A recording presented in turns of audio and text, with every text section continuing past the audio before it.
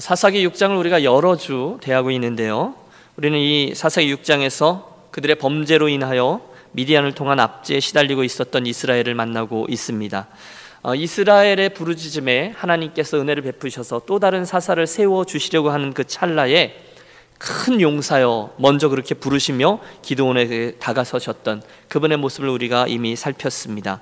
그리고 나서 오늘 본문은 그 겁쟁이 기드온을 하나님이 어떻게 다루시는지, 그래서 결국 저를 어떻게 용사로 변화시켜서 이렇게 세워가고 계신지가 기록되어져 있는데요, 오늘 제목을 제가 여호와 샬롬과 여룻바알이라고 정하였는데 두 가지 사건을 대표하는 이야기죠. 오늘 이 사건을 차례로 살피면서 그것들이 오늘 우리에게 어떤 의미로 다가오는지 함께 상고하며 은혜를 나누도록 하겠습니다. 오늘 우리가 15절부터 보았는데요, 지난주에 우리가 살폈던 제일 마지막 절, 오늘 본문의 바로 앞절 14절은 이렇게 되어 있습니다. 여호와께서 그를 향하여 이르시되 너는 가서 이 너의 힘으로 이스라엘을 미디안의 손에서 구원하라. 내가 너를 보낸 것이 아니냐. 여러분, 지난 시간에도 언급했지만 저는 이 말씀에서 여호와께서 그를 향하여, 개역 한글 성경은 여호와께서 그를 돌아보아 라는 표현이 나오는데요, 그게 가장 큰 은혜로 다가옵니다. 여러분, 지금 상황이요, 기드온이 아직 용사가 아니었습니다. 오히려 그는 겁쟁이였습니다.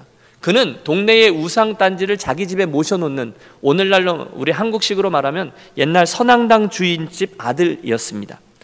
게다가 그는 하나님의 사자가 큰 용사여라고 다가섰는데도 이것 보십시오, 하나님이 살아계시다면 어떻게 이런 일이 일어납니까? 가당키나 합니까? 이렇게 궁시렁궁시렁대고 있었던 사람입니다. 그런데도 하나님은 여전히 그에게 사랑의 시선을 보내며 가서 이스라엘을 구원하라 이렇게 말씀하고 있는 겁니다. 그러므로 저는 확신합니다. 이야기를 듣고 가장 크게 놀란 이는 기드온 자신이었을 겁니다. 가끔 상상을 해봐요. 그날 기드온이 하나님과 만나는 그 순간, 그 하나님의 사자가 자기에게 말하는 순간 무슨 생각을 했을까라는 생각이죠. 여러분, 지금 기드온이 말 그대로 죽지 못해서 살고 있는 상황이죠.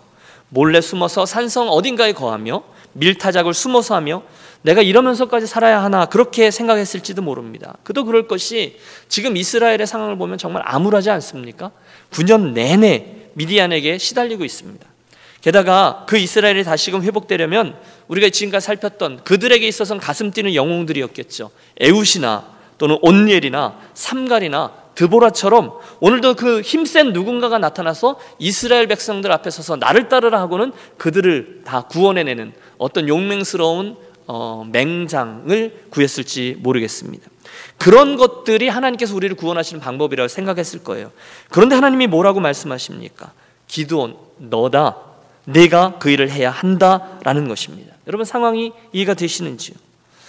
사랑하는 여러분, 저는 이 저녁에 하나님의 그 동일한 음성을 듣게 되는 저와 여러분이 되시기를 축복합니다.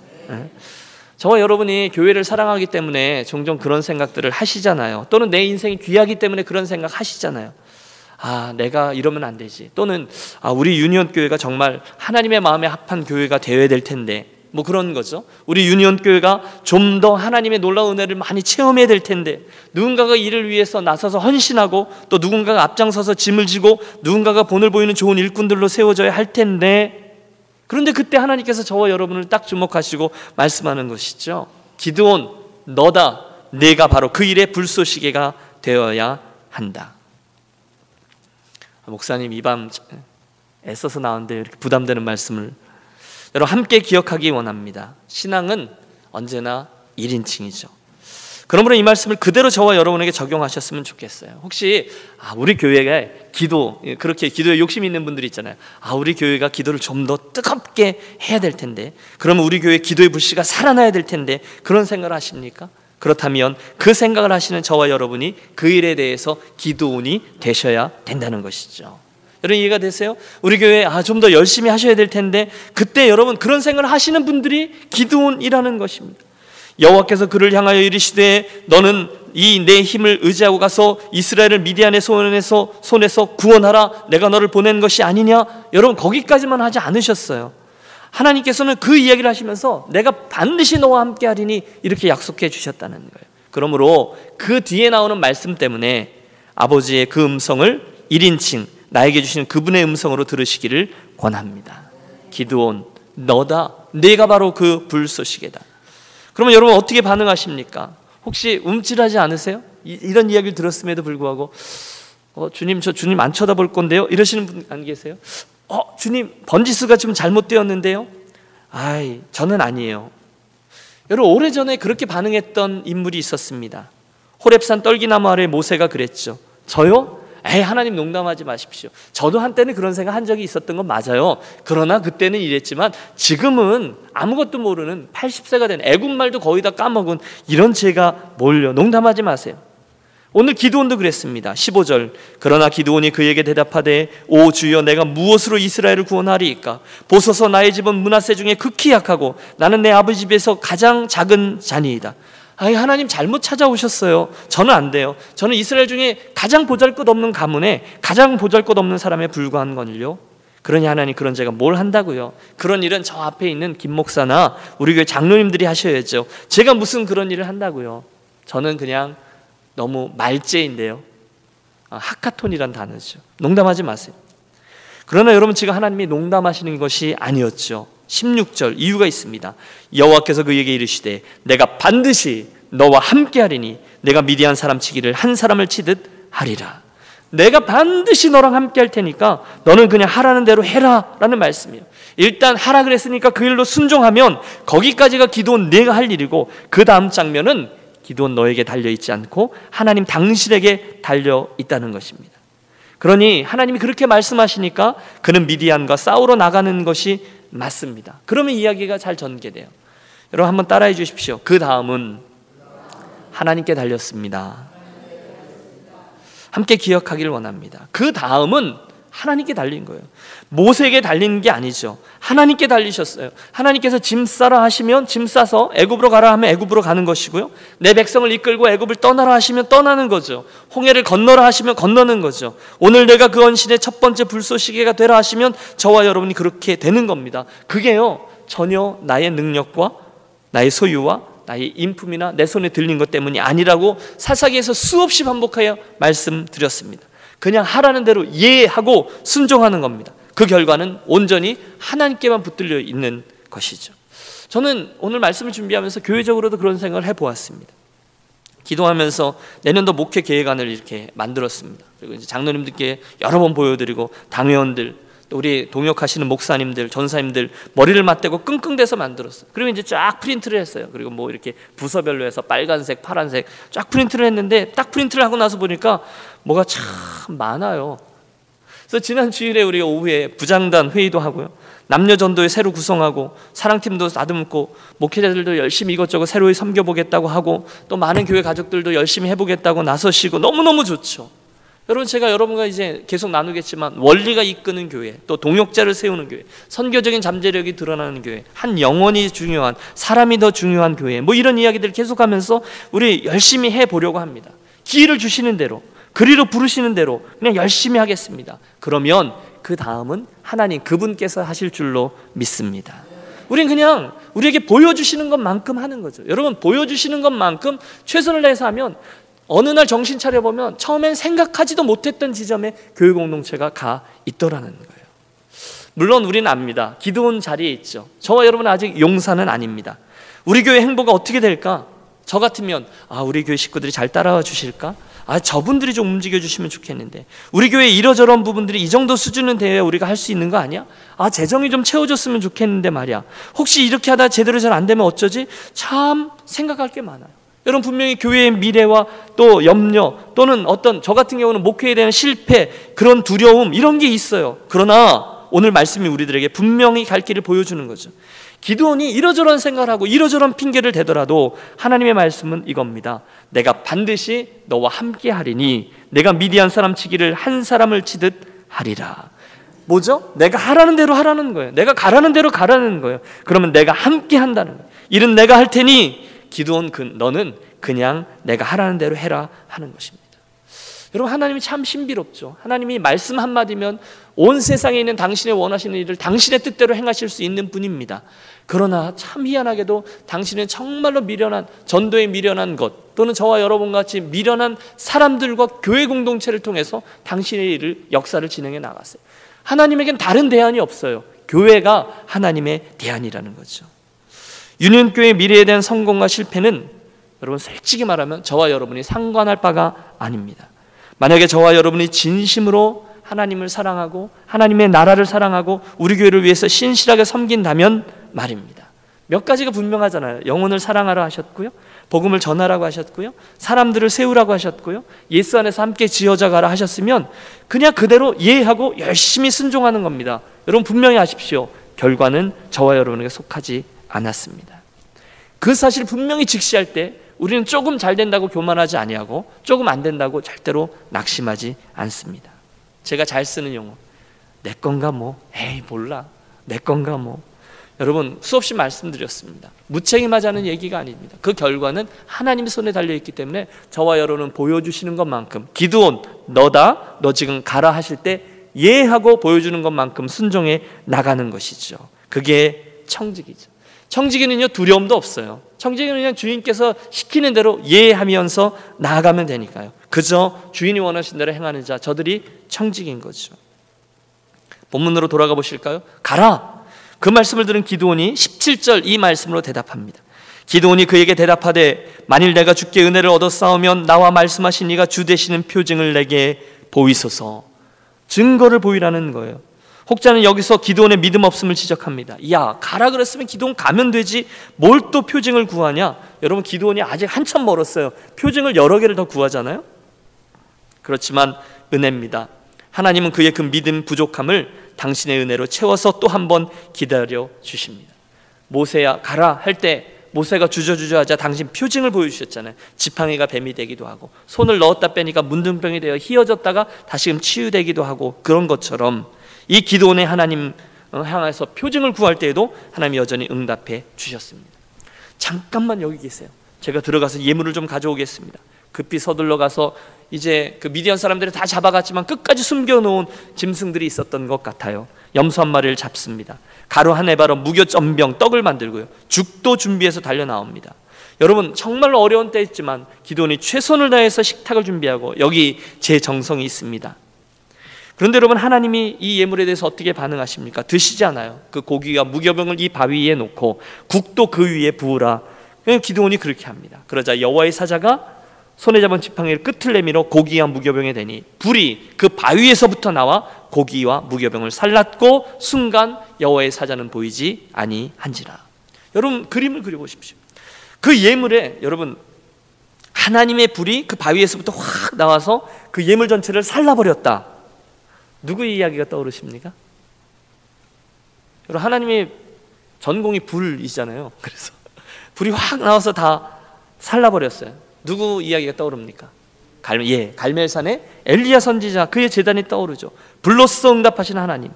기드온이 그랬습니다. 제물을 들어 올려놓았는데 죽까지 부으라고 했으니 축축하죠. 물론 기분 나빴을지도 모르겠어요. 내가 열심히 준비해온 건데. 하지만 순종합니다. 마치 엘리야가 제단에 흥건히 물을 붓듯이 말입니다. 그리고 하나님이 이 모든 것을 불로 태우시면서 기드온의 정성을 연락하셨음을 보여주십니다. 기드온이 두 눈으로 똑똑히 바라보고 하나님께서 나의 정성을 연락하셨다라는 확신을 갖게 됩니다. 여러분 이스라엘 백성들은요 구약시대부터 계속해서 그 하나님께서 자기들의 제사와 예배를 받으시는지 아닌지를 알 수 있었습니다. 왜냐하면 하나님이 특별히 큰 역사하심으로 그 예배를 받을 때에는요 하늘에서 불이 내려오거나 또는 지금처럼 반석에서 불이 나오거나 하여 당신이 살아계시다는 것을 모든 이들로 하여금 알게끔 해 주셨어요. 저는 이 이야기가 저와 여러분 신약시대 교회시대에 살고 있는 저와 여러분에게 큰 도전이 되셨으면 좋겠습니다. 여러분 오늘도 우리가 예배하고 있습니다. 주일이면 우리가 열심히 성심껏 예배합니다. 제사하죠.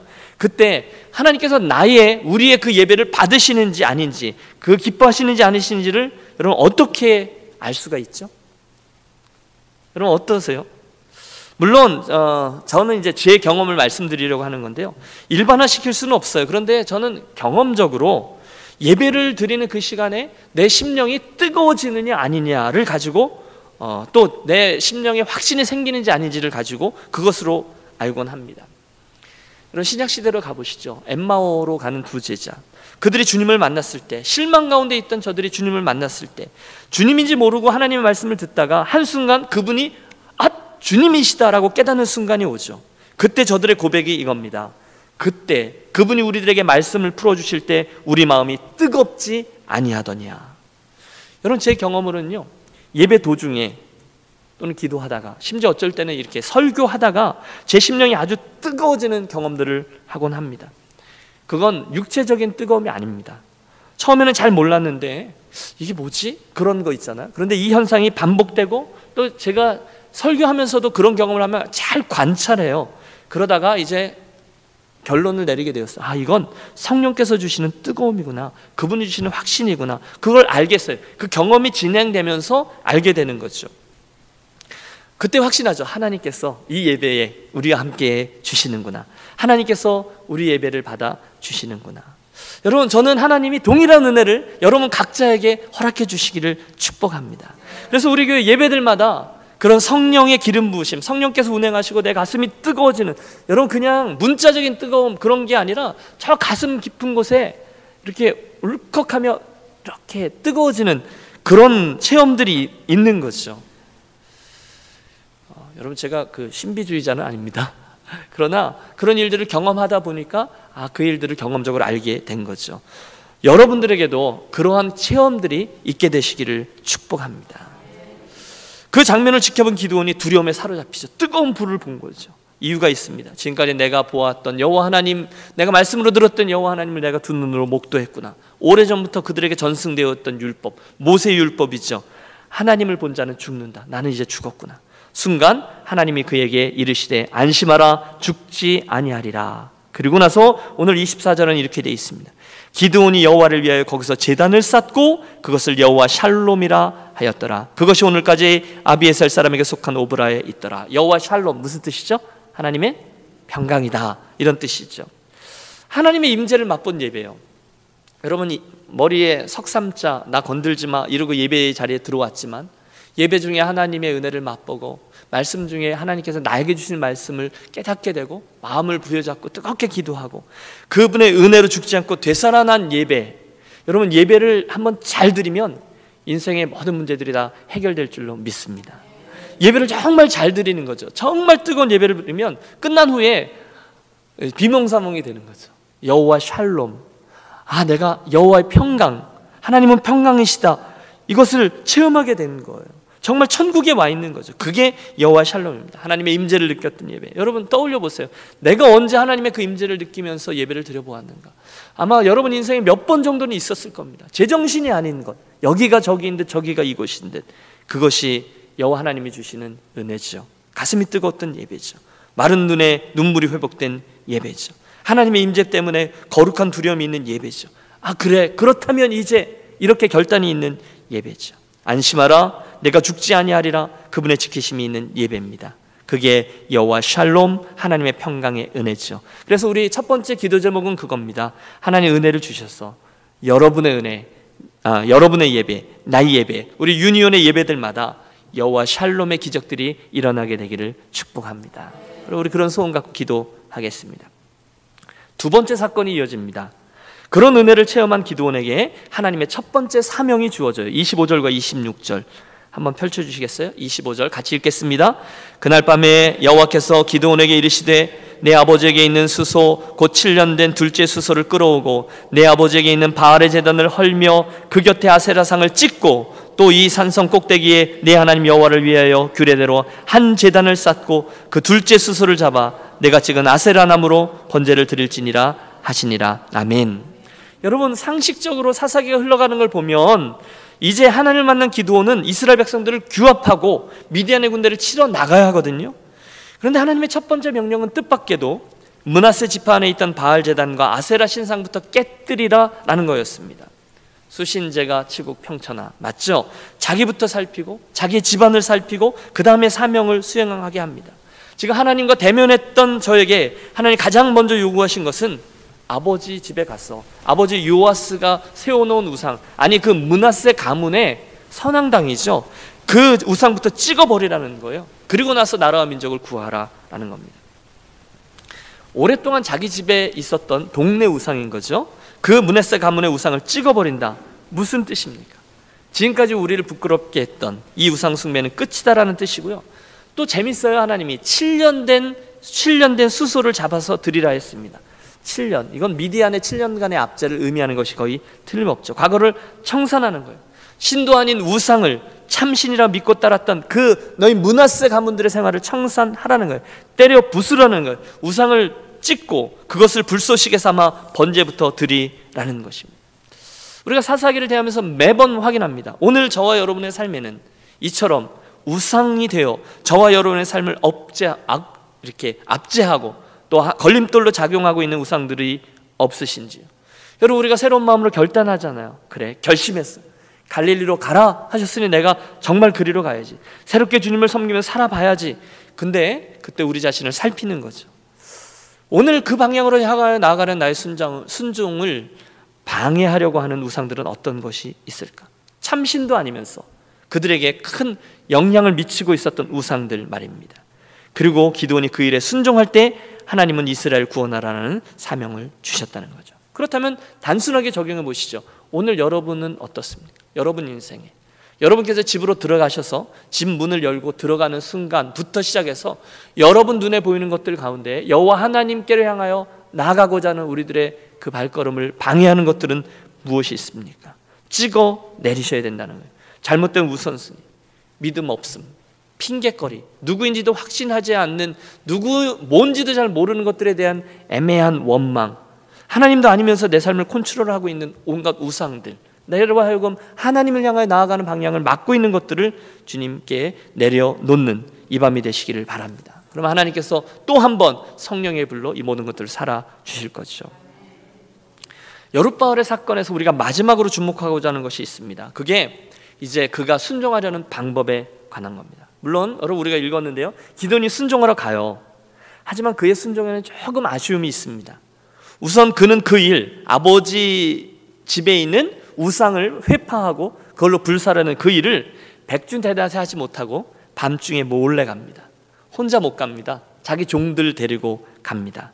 그래서 어떤 분들은 이걸 보면서 기드온을 비판합니다. 아유, 기드온, 그 정도 순종하려면 담대해야지. 그걸 뭐 밤에 몰래 가서 그것도 혼자 못 가고 10명씩이나 데리고 가냐? 빈정될 수 있어요. 그런데 여러분, 저는 기드온 편입니다. 저는 그래도 된다고 봅니다. 기드온 잘했다고 생각합니다. 이런 거죠. 저와 여러분이 예수 믿고 또는 믿음의 길을 가다가 하나님 도전하셨어요. 그래서 우리가 뭘 해보려고 그래요. 그때 좀 부족해도 그 모습 또는 그 분량, 할 수 있는 데까지 그냥 그렇게 하면 된다라고 저는 믿습니다. 여러분, 이해가 되세요? 제 욕심대로는요, 기드온이 대낮에 모든 사람들이 보는 데 가서 백주 대낮에 그 일을 행해서 본때를 보여준다라는 식으로 행했었으면 정말 속이 다 시원하겠어요. 하지만 비록 그때 기드온이 그렇게 하지 못해도 지금 기드온의 분량으로는 대단한 일을 해낸 것이죠. 사랑하는 여러분, 한 분 한 분이 하나님의 이왕이면 하나님의 큰 일에 성큼 순종하고 멋지게 사용되어지는 인생과 가정과 교회를 이루시기를 축복합니다. 하지만 동시에 아직 내가 그만큼 되지 않았어도, 아직 내가 먼 것처럼 생각해도, 아니 한참 멀었어도 모자란 만큼 그곳에서 내가 할 수 있는 최선을 다해서 순종하면 된다고 믿습니다. 여러분, 완벽하지 않아도 돼요. 여러분, 절대로 유니온교회 나오시는데 완벽한 사람이 되려고 하지 마십시오. 그런 사람에게 하나님의 은혜도 필요 없어요. 부족해도 돼요. 모나도 돼요. 그렇지만 서툴러도 되지만 하나님께 내가 이만큼 해드리고 싶은데 그렇게 하지 못해서 안타깝지만 괜찮아요. 지금 우리가 할 수 있는 대로 우리 그만큼 열심히 하기로 하겠습니다. 연초가 되면 우리 큰 계획을 세웁니다. 올해 성경 3독, 올해 전도 1명, 이런 식으로 우리 열심히 각오를 하는데 한 달 정도 지나고 나면 많은 것들이 이렇게 좀 잘 안 돼서 실망스럽죠. 그때 의욕을 잃지 마십시오. 선하게 시작하셨으면 지금 그냥 계속하는 겁니다. 이왕 이렇게 된 거 올해는 그냥 가고 내년에 다시. 그렇지 않습니다. 나는 예수 제대로 믿으려면 깔끔하게 이것까지 제대로 하고 나서 확실히 해야지. 나는 주의를 확실히 지킬 수 있을 때부터 교회 나갈 거야. 내가 확실히 술 끊으면 그때부터 교회 다닐 거야. 아닙니다. 내가 일이 많아서 예배 시간에 나가서 좋으니까 이 밤에 안 나가는 게 좋아. 목사님도 나보면 실망하실 텐데. 아니라는 겁니다. 내 삶의 모든 것을 다 정리한 후에 헌신하겠다. 아닙니다. 기드온을 보세요. 모세를 보세요. 베드로를 보세요. 완벽함을 다 갖춘 후에 주님의 일에 사용된 일꾼은 단 한 명도 없습니다. 오히려 베드로 이야기를 보세요. 그들은 모두 아슬아슬합니다. 그때마다 하나님께서 특별한 은혜를 주시지 않으면 너무너무 부족해요. 그런데 그 모습 그대로 그들이 그 방향을 향해 순종의 발걸음을 뗍니다. 그럼 하나님께서 같이 가주시면서 그 부족한 부분들을 어루만지시고 은혜로 채우셔서 그게 그렇게 굴러가게 해 주시는 거죠. 이게 우리들 믿음의 여정인 거죠. 그러므로 여러분, 혹시 완벽하지 않아도 된다는 말씀에 큰 은혜를 받으십시오. 저는 그렇게 믿습니다. 그날 기드온의 분량은 그만큼이었습니다. 그래서 그만큼 했어요. 괜찮아요. 왜냐하면 하나님은 곧 그 기드온을 하나씩 키우셔서 결국은 300명으로 13만 5천의 미디안군을 물리치는 놀라운 일에 사용해 주셨습니다. 오늘 할 수 있는 만큼 순종하죠. 다음날 아침 난리가 난 거죠. 그 나라의 그 동네의 큰 소동 이야기입니다. 밤중에 몰래 가서 우상들을 찍어버리고 28절 보면 다음날 아침에 성읍 사람들이 아침에 일찍 일어나 본즉 바알의 제단이 파괴되었으며 그 곁에 아세라가 찍혔고 새로 쌓은 제단 위에 그 둘째 수소를 드렸는지라 서로 물어 가르되 이것이 누구의 소행인가 하고 그들이 캐어 물은 후에 이르되 요아스의 아들 기드온이 이를 행하였도다 하고 동네가 발칵 뒤집힙니다. 그럴 만도 하죠. 자기들이 섬기던 므낫세의 우상이 찍혀서 불에 태워졌어요. 여러분, 그 당시는 씨족 사회였기 때문에 비밀이 없습니다. 기드온의 행위라는 것이 방연히 드러나죠. 30절 성읍 사람들이 요아스에게 이르되 내 아들을 끌어내라. 그는 당연히 죽을지니 이는 바알의 제단을 파괴하고 그 곁에 아세라를 찍었음이니라. 여러분, 악할 때는요 세상이 거꾸로 돕니다. 원래 이스라엘 백성들은 우상을 숭배하는 자들을 죽였습니다. 그런데 지금은 우상 숭배하는 자들이 누구를 죽인다 그래요? 기드온, 하나님의 사람을 죽이려고 나섭니다. 재미있는 일, 아버지 요아스가 원래는 우상을 섬기던 선앙당 장이었는데 오히려 아들 기드온을 변호하고 나섭니다. 31절 요아스가 자기를 둘러선 모든 자에게 이르되 너희가 바알을 위하여 다투느냐, 너희가 바알을 구원하겠느냐, 그를 위하여 다투는 자는 아침까지 죽임을 당하리라. 바알이 과연 신일진데 그의 제단을 파괴하였은즉 그가 자신을 위하여 다툴 것이라 하니라. 무슨 이야기입니까? 바알이 신이라면 그가 기드온을 그냥 두겠냐? 그냥 놔둬라. 내가 뭔데 설치냐? 그리고 그 이야기가 받아들여졌습니다. 동네 사람들이 여룻바알이라는 별명을 그 집 요아스 아들에게 붙여준 거죠. 기드온이 그날부터 여룻바알, 바알과 싸우는 자라는 별명을 갖습니다. 여러분, 얼마나 놀라운 별명입니까? 여러분, 앞장에 보세요. 겁쟁이 기드온이었어요. 그런데 그를 하나님이 큰 용사여라고 부르셨잖아요. 그랬더니 이제는 동네 사람들이 그를 바알과 싸우는 자라고 부릅니다. 영광스러운 별명이에요. 여러분들과 대화하다 보면 지난번 5호 전도의 모임에도 그런 얘기가 나왔는데 이런저런 별명들이 나와요. 별명은 그들의 특징을 드러내죠. 제 신학교 친구 중에 하나는 아직도 기억나는데요, 투덜입니다. 우리가 투덜이라고 불렀습니다. 이유는 아시겠죠? 반면에 어떤 친구는 FM이라 불렀습니다. 반듯해요. 뭐든지 성실합니다. 제 별명이 무엇이었는지 아세요?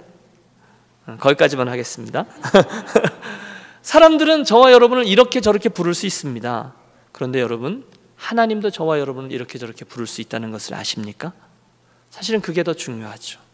그분은 다윗을 내 마음에 합한 자라고 부르셨습니다. 욥은 동방의 의인이다 라고 부르셨습니다. 베드로는 반석이라 부르셨습니다. 저와 여러분은 하나님이 뭐라고 부르실까요? 이게 저와 여러분에 있는 도전이죠. 저와 여러분이 가질 욕심은 이겁니다. 저는 그날 기드온이 불렸던 별명 여룻바알이라고 제가 불리었으면 좋겠습니다. 바알과 싸우는 자, 우상과 싸우는 자. 욥처럼 여러분들이 순전한 사람으로 불려지시기를 축복합니다.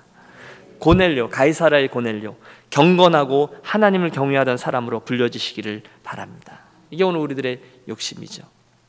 말씀을 정리합니다. 오늘 우리가 기드온 삶에 있는 두 가지 기적을 대하였습니다. 첫 번째는 여호와 샬롬, 차지하고 여러분, 저와 여러분의 예배가 어떻게 해서든지 하나님을 대면하는 이 축복, 여호와 샬롬의 축복을 체험하게 되시기를 바랍니다. 여러분, 그분의 실제를 꼭 체험하셔야 돼요. 복음을 여러분 체험하셔야 돼요. 예배를 체험하셔야 돼요. 그러면 목사가 더 이상 헌신하십시오, 예배하십시오, 섬기십시오 할 필요가 없습니다. 그분의 실제를 예배를 통해서 경험하시면요, 그리고 아무 일도 없었다 이런 일은 절대로 벌어지지 않습니다. 그래서 이 밤 여러분, 우리들의 예배에 하나님의 임재를 구하십시오. 뜨거움으로 예배하는 예배자가 되기 원합니다라고 말씀드리십시오. 당신 그날 이 기드온에게 뜨거운 불로 응답하셨던 것처럼 저와 여러분에게도 뜨거움의 체험을 하게 해주실 줄로 믿습니다. 두 번째 여룻바알의 사건을 살폈죠. 기도원 삶의 우상부터 내려놓으라 하니 찍으라 말씀하셨습니다. 그러면 오늘 우리들에게 있는 우상들을 찍겠습니다. 교묘하게 포장된 이것저것일 수 있습니다. 명예일 수도 있고요, 재물일 수도 있고요, 평판이기도 하고요, 내 위치이기도 하고요, 나의 어떤 직분에 대한 자존심일 수도 있습니다. 그런데 주님은 그것들에 딱 손대면서 이게 내 바알이다, 이게 내가 나에게 직접 다가오는데 걸림돌 내는 것이다, 참신이 아니다라고 말씀하시면 이 모든 것들을 찍어 내려놓는 결단이 있으시길 바랍니다. 그때 저와 여러분은 여룻바알, 바알과 싸우는 자라는 영광스러운 별명을 얻게 될 겁니다. 이 밤이 바로 그런 결단과 축복이 새롭게 시작되어지는 복된 시간 되시기를 주의 이름으로 축원합니다.